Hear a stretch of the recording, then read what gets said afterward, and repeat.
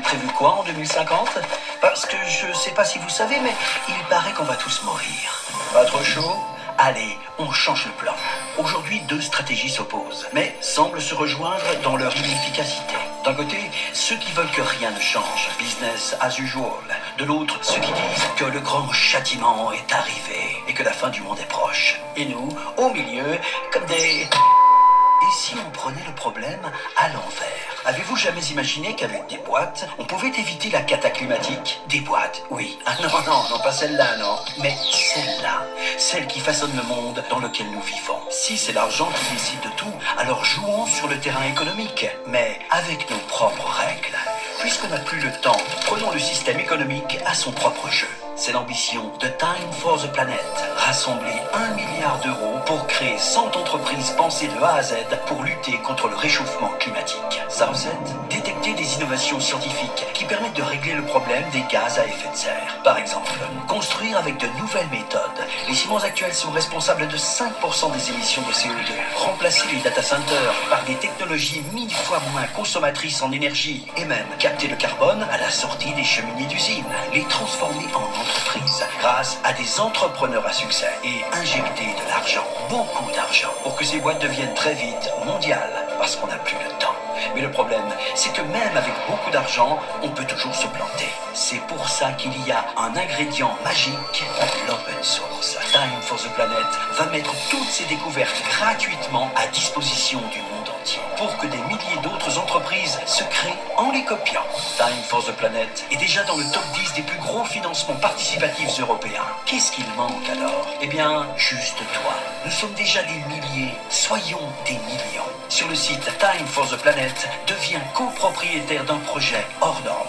Puisque personne ne viendra nous sauver, on va se sauver nous-mêmes. Et pour cela, on va avoir besoin de force, de ta force. La plus grande aventure de l'histoire de l'humanité t'attend. Alors, partage cette vidéo.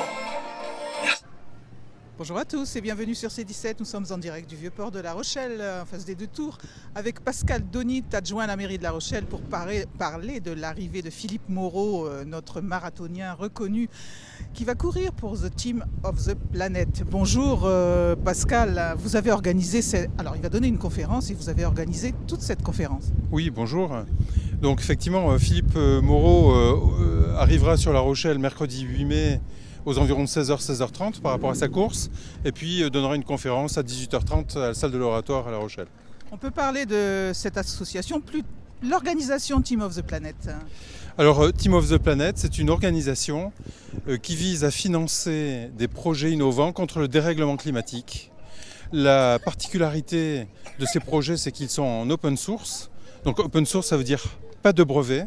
Et donc en fait, l'idée c'est que tout le monde puisse s'en emparer autour du monde, prendre l'idée, prendre le concept, prendre toute la partie technique et puis la développer où qu'il soit dans le monde.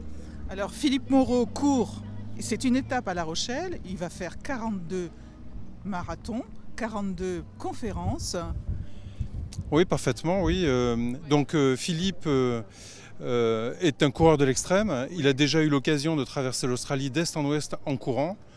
Il a couru en Antarctique, en Arctique, dans de nombreux endroits un petit peu hors de l'ordinaire, on va dire. Et donc, c'est son dernier défi personnel, de faire 42 marathons en 42 jours. Donc là, à La Rochelle, et dans toutes ces étapes, il va être chargé de sensibiliser la population et lors de ces conférences au dérèglement climatique et les enjeux. Voilà, c'est ça. Alors en fait, il est là à la fois pour parler des règlements climatiques, mais tout le monde est plus ou moins conscient de la problématique, mais il est surtout là pour parler de Team for the Planet et faire en sorte effectivement que les gens s'emparent aussi des financements potentiels possibles de Team for the Planet pour financer justement ces fameux projets innovants. Donc la conférence, c'est mercredi soir 8 mai. C'est ça, tout à fait. À partir de 18h? À partir de 18h. Voilà. Et on vous rencontrera aussi, bien évidemment. Je l'espère. Allez, merci Pascal. Merci. À bientôt sur C17 et toujours en direct.